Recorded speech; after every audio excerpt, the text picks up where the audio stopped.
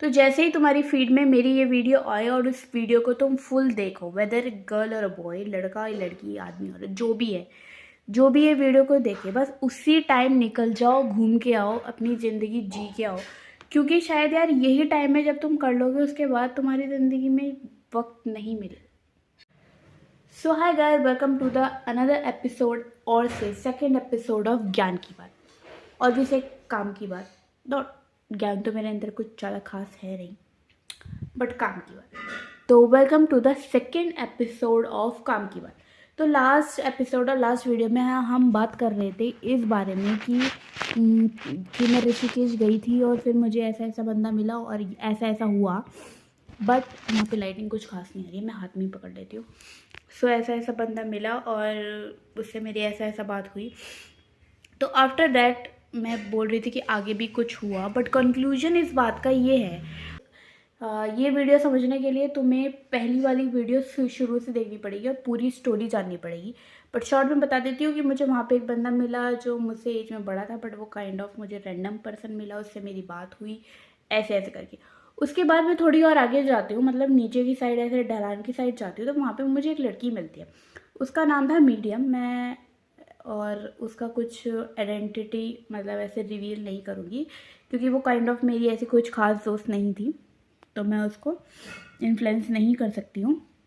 But yes, वो मुझे वहाँ पे मिली और उससे मेरी थोड़ी बहुत बातचीत हुई। तो बातचीत होने के बाद वो मतलब मुझे काइंड ऑफ एक रैंडम क्वेश्चन उसने मुझसे पूछा कि अच्छा तुम दिस इज़ योर थोड़ा मतलब 4th और 5th time to visit in Rishikesh, और आप यहाँ, मतलब उसने अपनी लैंग्वेज में मुझसे बात करी। काइंड ऑफ मैं उसकी बात समझ पा रही थी, क्योंकि उसकी लैंग्वेज मैं समझ सकती थी, क्योंकि मुझे भी वो लैंग्वेज आती है ऑफकोर्स।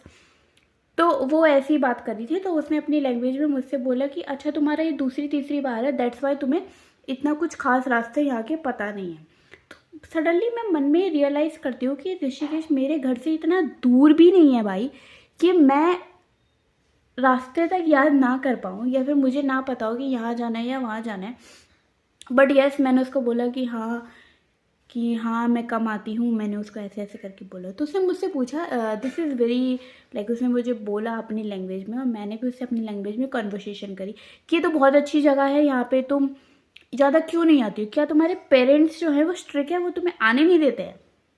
वो बंदी मुझसे ये पूछती है कि मेरे जो पेरेंट्स हैं वो स्ट्रिक्ट है, क्या वो मुझे आने नहीं देते? तो आई वॉज लाइक, मैं 1 मिनट के लिए चुप हो गई और मैंने रियलाइज़ करा, नहीं, ऐसा तो नहीं है कि मेरे पेरेंट्स मुझे आने नहीं देते हो या वो मुझे कहीं जाने के लिए मना करते हो।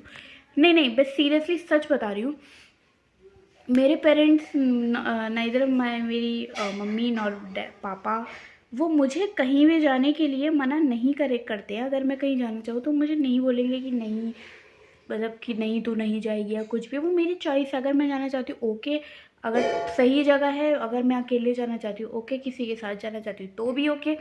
बट मैंने रियलाइज़ करा कि वो मैं ही हूँ जो ये सब चीज़ें खो रही हूँ।